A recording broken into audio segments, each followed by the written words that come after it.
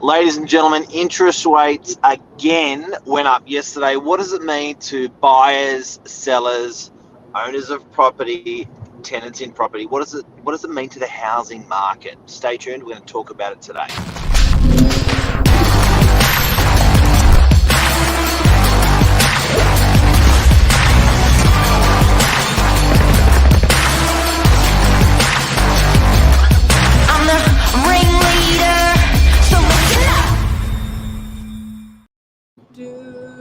Good morning. Good morning.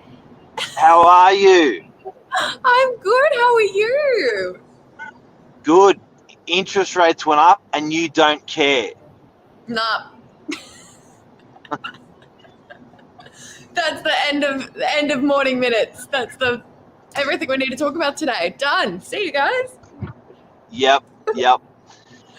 Now, look, it's interesting, but before we get into it and talk about the impact that it's making across our business and for rental sales and all that stuff, can we talk about your Melbourne Cup?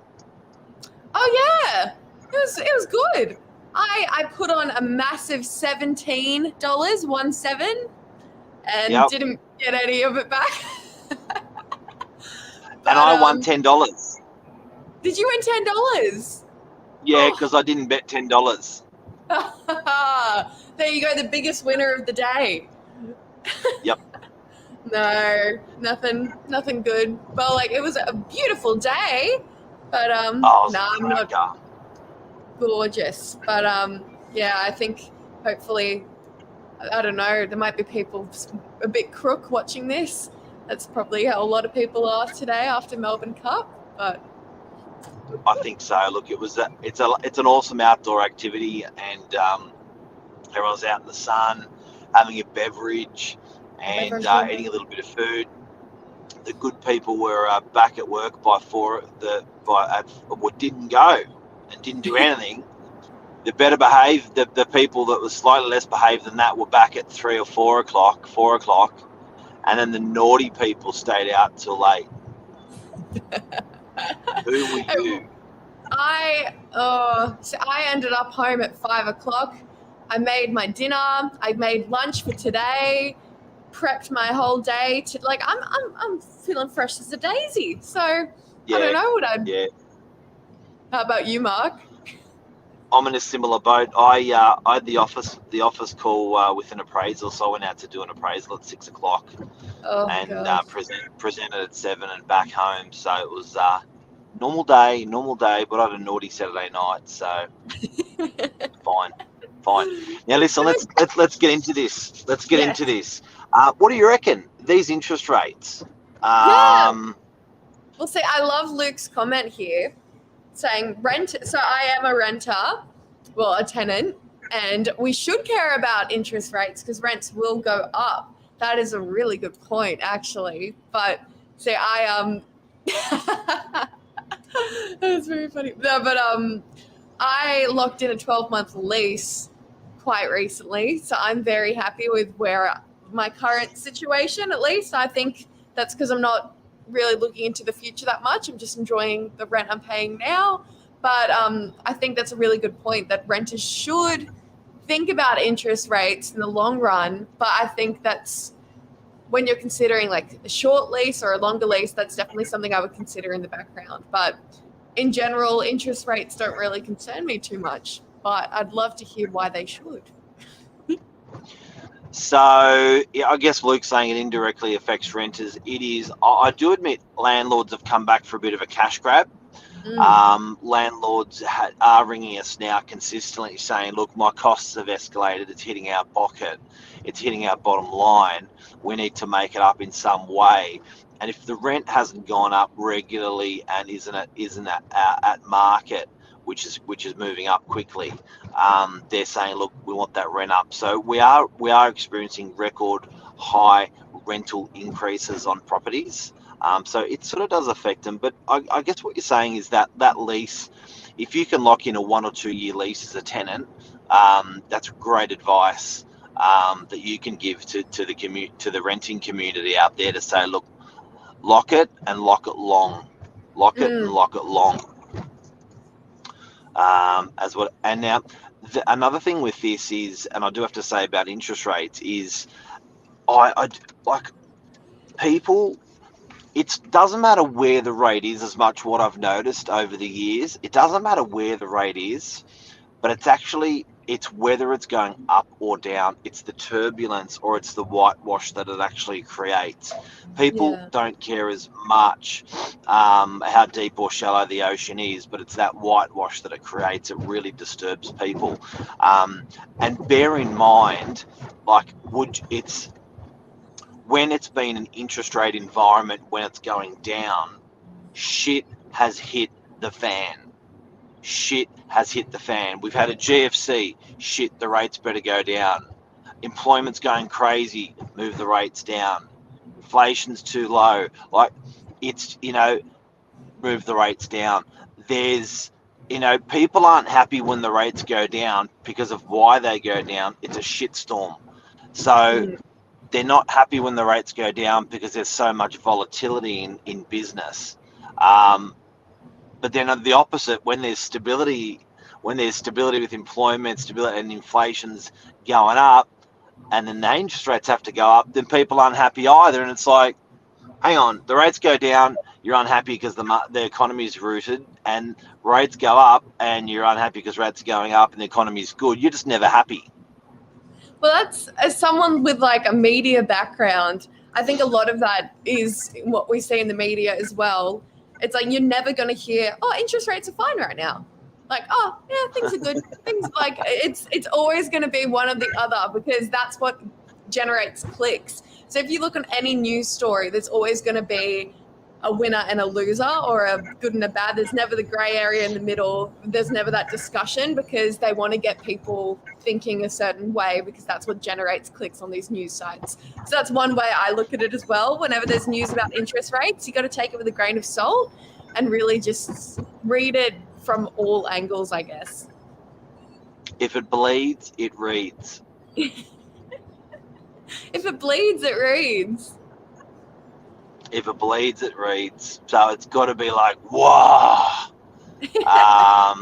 And then it's going to get people's attention to read it. Yeah. Now, so we're on interest rates, guys. Today we're talking about tenants with long leases. Someone like NatPat, don't care, whatever. Doesn't really affect it as much. Also, I think what we have to say is, with these rates going up yesterday, which they did if everyone's been living under a rock, the prices of properties went up dramatically. So we had, the average, a unit for about 650,000 go up to about $1 million. Consequence of that's probably come down to about 900. But at the end of the day, people have made a little bit of money there. People have made a bit of money there because the property prices went up. But no one looks at that long picture of 3 years. They just look at what happened to them yesterday. You've got inflation going crazy, so you're finding that people out there are charging a little bit more than they should or could, with materials, with labour, with that sort of stuff. Everything. So there's a bit of a win. Everything? There's a bit of a like.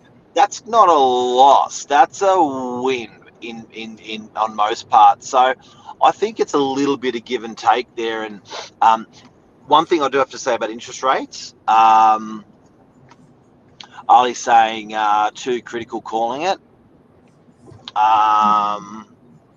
Luke saying not many stable heads around. John Connor, yeah, good comment. They are still low.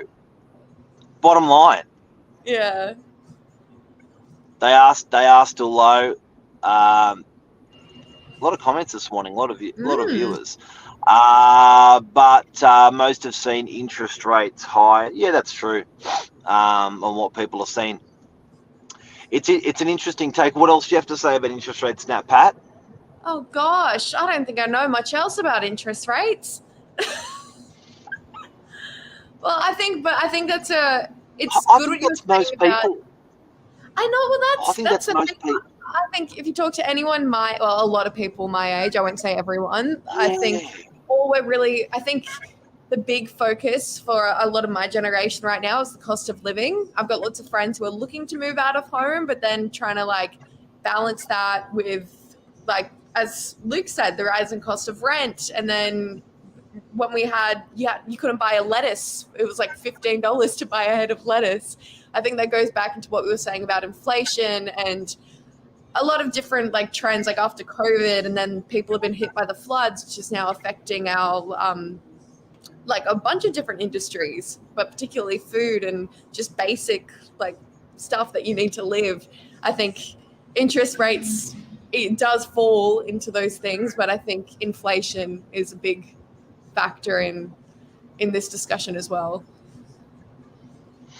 But then you've got, backing you up, work's easy.